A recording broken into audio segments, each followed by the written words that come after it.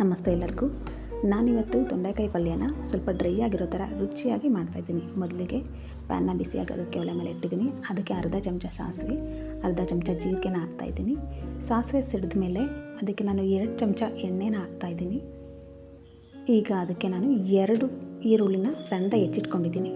ಆ ಈರುಳ್ಳಿ ಮತ್ತು 1 ಹಸಿಮೆಣಸಿನ್ಕಾಯಿ, ಆಮೇಲೆ ಸ್ವಲ್ಪ ಕರಿಬೇವನ್ನ ಆ್ಯಡ್ ಮಾಡ್ತಾಯಿದ್ದೀನಿ. ನಾನು ಕೊನೆಗೆ ಮಸಾಲೆಗೆ ಅರ್ಧ ಚಮಚದಷ್ಟು ಅಚ್ಕಾರದ ಪುಡಿನ ಹಾಕ್ತಾಯಿದ್ದೀನಿ. ಹಾಗಾಗಿ ಒಂದೇ ಒಂದು ಹಸಿಮೆಣಸಿನ್ಕಾಯಿ ಹಾಕ್ತಾಯಿದ್ದೀನಿ, ಸ್ವಲ್ಪ ರುಚಿಗಿರಲಿ ಅಂತ. ಇದನ್ನು ಚೆನ್ನಾಗಿ ಫ್ರೈ ಮಾಡ್ಕೋಬೇಕು. ಇದಕ್ಕೆ ನಾನು ಶುಂಠಿ ಬೆಳ್ಳುಳ್ಳಿ ಪೇಸ್ಟ್ ಹಾಕ್ತಾಯಿಲ್ಲ, ಅದನ್ನ ಸ್ವಲ್ಪ ಜಜ್ಜಿಬಿಟ್ಟು ಹಾಕ್ತೀನಿ. ಶುಂಠಿ ಬೆಳ್ಳುಳ್ಳಿ ಎರಡನ್ನೂ ಸ್ವಲ್ಪ ಸಣ್ಣದಾಗಿ ಜಜ್ಜಿ ಆ್ಯಡ್ ಮಾಡ್ತೀನಿ. 1 ಇಂಚಷ್ಟು 1-2-3 ಎಸಲಷ್ಟು ಬೆಳ್ಳುಳ್ಳಿ ಸಾಕಷ್ಟೇ. ಇದನ್ನು ಚೆನ್ನಾಗಿ ಮಿಕ್ಸ್ ಮಾಡಿಕೊಂಡು 1/4 kg ತೊಂಡೆಕಾಯಿನ ನೀಟಾಗಿ ತೊಳೆದು ಸಣ್ಣದಾಗಿ ಹೆಚ್ಚಿಟ್ಕೊಂಡಿದ್ದೀನಿ ಉದ್ದುದಕ್ಕೆ. ಇದನ್ನು ನಾನು ಆ್ಯಡ್ ಮಾಡ್ತಾಯಿದ್ದೀನಿ.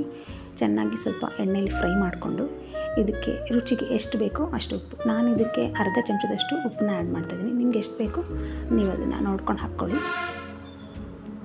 ಇದಕ್ಕೆ 1 ಚಿಟಿಕೆಯಷ್ಟು ಅರಿಶಿನ, ಅರ್ಧ ಚಮಚದಷ್ಟು ಅಚ್ಕಾರದ ಪುಡಿ, ಅರ್ಧ ಚಮಚದಷ್ಟು ಧನಿಯಾ ಪುಡಿನೂ ಹಾಕ್ತಾಯಿದ್ದೀನಿ. ಅದಾದ ನಂತರ ಅರ್ಧ ಚಮಚದಷ್ಟು ಜೀರಿಗೆ ಪುಡಿ ಮತ್ತು ಅರ್ಧ ಚಮಚದಷ್ಟು ಗರಂ ಮಸಾಲೆ ಪುಡಿನ ಆ್ಯಡ್ ಮಾಡ್ತಾಯಿದ್ದೀನಿ. ಇವಾಗ ಇದನ್ನು ಚೆನ್ನಾಗಿ ಮಿಕ್ಸ್ ಮಾಡ್ತಾಯಿದ್ದೀನಿ. ಮಿಕ್ಸ್ ಮಾಡಿ ಒಂದು 5 ನಿಮಿಷ 5-10 ನಿಮಿಷ ಸಣ್ಣ ಊರಿನಲ್ಲಿ ನಾನು ಬೇಯಿಸ್ಕೊತೀನಿ. ಸೊ ಬೇಗ ಸಾಫ್ಟ್ ಆಗುತ್ತೆ. ಸ್ವಲ್ಪ ಉಪ್ಪನ್ನೆಲ್ಲ ಆ್ಯಡ್ ಮಾಡಿದ್ದೀವಿ.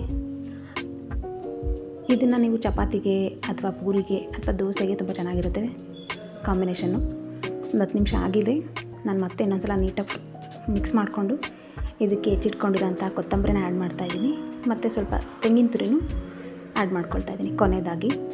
ಇದನ್ನು ಚೆನ್ನಾಗಿ ಮಿಕ್ಸ್ ಮಾಡಿಕೊಂಡು ಇನ್ನೂ ಒಂದು 5 ನಿಮಿಷ ಬೇಕಾದರೆ ನೀವು ಬೇಯಿಸ್ಕೋಬಹುದು. ನೀರು ನಾನು ಹಾಕಿಲ್ಲ, ಅದರಲ್ಲೇ ನೀರು ಬಿಟ್ಕೊಂಡಿದ್ದೆ. ನಿಮಗೆ ಬೇಕು ಅಂದರೆ ಸ್ವಲ್ಪ ನೀರು ಹಾಕೂ ಬೇಯಿಸ್ಕೋಬಹುದು. ಮತ್ತು ಲಿಡ್ನ ಕ್ಲೋಸ್ ಮಾಡಿ ಇನ್ನೊಂದು 2 ನಿಮಿಷ ಬೇಯೋದಕ್ಕಿಡ್ತೀನಿ. ಈಗ 5 ನಿಮಿಷ ಆಗಿದೆ, ಸಾಕು.